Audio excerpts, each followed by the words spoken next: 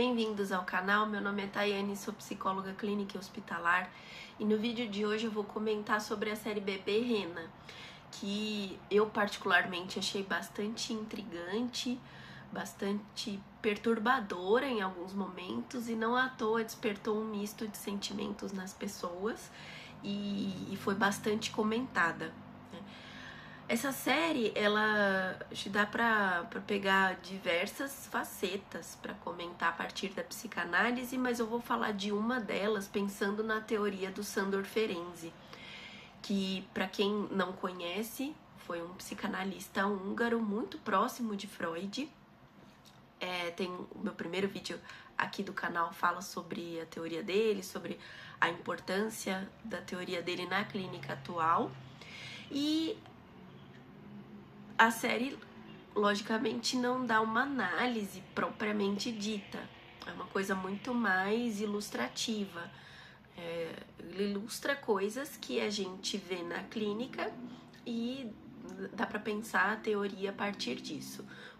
Para a gente analisar de fato uma pessoa, a gente precisa de um contexto, precisa de informações sobre o histórico familiar, sobre como a pessoa se relaciona com você ali na transferência.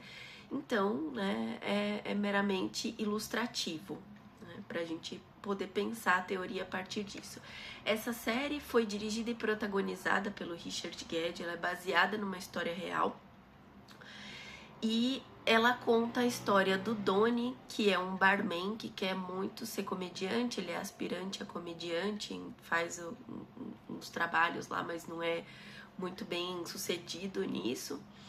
E aí ele tá trabalhando e aparece a Marta, que senta ali no balcão com uma cara de poucos amigos, de triste, e ele oferece uma bebida para ela diz que não quer, ele insiste, ela fala que não tem dinheiro e ele oferece uma bebida por conta da casa.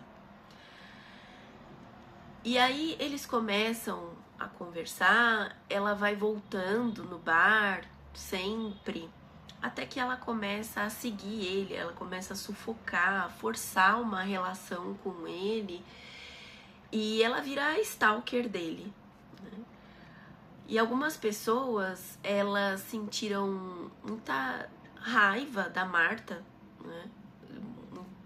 Um ranço, mas o que me chamou a atenção é que teve gente que sentiu raiva do Doni, que seria ali, né, visto como a vítima da série, né, a pessoa que sofre, né, todas essas invasões da Marta. E apesar dele ser literalmente perseguido, abusado, de ele não ter o espaço dele respeitado, né, ele acaba voltando para certas situações perigosas, ele acaba voltando em situações potencialmente traumáticas, ele não consegue barrar isso e algumas vezes ele ativamente volta para certas situações em que a pessoa às vezes pergunta: tá, mas ele não tá traumatizado com isso? Como que ele vai voltar para uma situação que gera tanto trauma para ele? Será que ele se traumatizou mesmo, né? Se ele tá ativamente procurando certas situações que alimentam o trauma dele, será que traumatizou mesmo, né? E ele passa essa impressão ao longo da série de viver esse misto de sufoco, de horror, e às vezes você se pergunta até se ele tem algum prazer em jogo nessas situações. E nesse ponto, a série retrata muito a realidade de algumas pessoas, né, que muito traumatizadas, né, tendo passado por situações, né, por traumas consideráveis ao longo da vida, elas voltam para certas situações perigosas, elas escolhem o mesmo padrão de parceiro amoroso, elas vão voltando para essas cenas traumáticas, né? Um exemplo clássico é de uma mulher, né, vítima ali de violência doméstica, de abuso físico, sexual, que pode, mesmo dizendo que quer romper a relação, que quer viver outra coisa, quando as pessoas vão ver, elas estão, essa pessoa tá lá no mesmo padrão de relação, escolhe um outro parceiro que também violenta, que também trata do mesmo jeito, né? E essas pessoas mostram que elas não conseguem sair dessa repetição, que é tão famosa na psicanálise. Cada pessoa que chega na clínica para se tratar lida ali com uma espécie de repetição em algum âmbito na vida, né?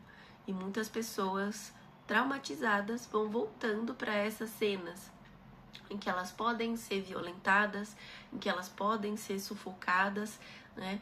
E existe uma lógica ali em jogo, né?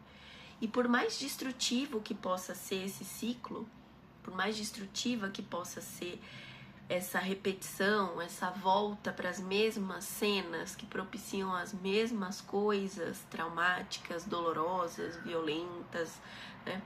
Na teoria do Ferenczi, ele traz uma leitura de que essa repetição costuma ser, na verdade, uma tentativa de cura, que quando as pessoas voltam repetidamente para essas cenas, elas estão tentando reeditar alguma coisa, elas estão tentando transformar aquilo que elas viveram passivamente em atividade, elas tentam controlar, elas estão ali tentando dominar a dor. É uma leitura que eu acho muito interessante. Em geral, quando existem traumas desestruturantes em jogo, o psiquismo ele vai tentando se estabilizar sozinho. Ele vai tentando buscar de novo uma certa homeostase. Só que nisso, né, a gente vai criando defesas. E essas defesas são justamente as que incrementam o problema. Muitas vezes elas propiciam aquilo que a pessoa quer evitar, né? Uma pessoa pode se defender contra o abandono, quando ela vai ver, ela acaba mobilizando o oposto nos outros, em algumas situações, em alguns casos. Então essa defesa tá ali para tentar resolver o problema, mas ela acaba piorando o negócio, ela acaba contribuindo para que a pessoa se retraumatize, né? Incremente o trauma. E geralmente isso leva a um mero acúmulo de situações penosas, né? De a pessoa ir ficando descrente no mundo, descrente que ela pode sair daquilo, descrente que ela pode ter relações melhores. Isso vai intensificando o sofrimento dessas pessoas já tão traumatizadas, né? E além de elas se retraumatizarem com a própria situação, né, elas também mobilizam muitas vezes nas pessoas o exato oposto daquilo que elas precisam para se curar, né? E isso serve para pensar também outros tipos de traumas, outros tipos de situações e de casos, né? Esse ciclo vicioso, ele é muito comum. E para a teoria do Ferenczi faz toda a diferença, né, nessa tentativa de cura, nessa tentativa de voltar para a mesma cena, para agora dominar, agora controlar, quando existe alguém que esteja habilitado para cuidar desse sofrimento, para dar nome, para dar contorno para isso, aí é possível que essa tentativa de cura vire de fato um processo de cura, né? No caso aqui a gente está falando de um processo de análise. O processo da análise é um lugar privilegiado que o analista pode fazer o papel dessa figura que dá contorno, né, para todo esse ciclo, para todas essas vivências traumáticas, e a partir dali, aquilo que era uma tentativa de cura pode virar num processo que nem sempre é agradável, nem sempre é rápido, mas aquilo pode virar de fato um processo de cura, um processo que leve a alguma transformação significativa. É isso, beijos e até a próxima!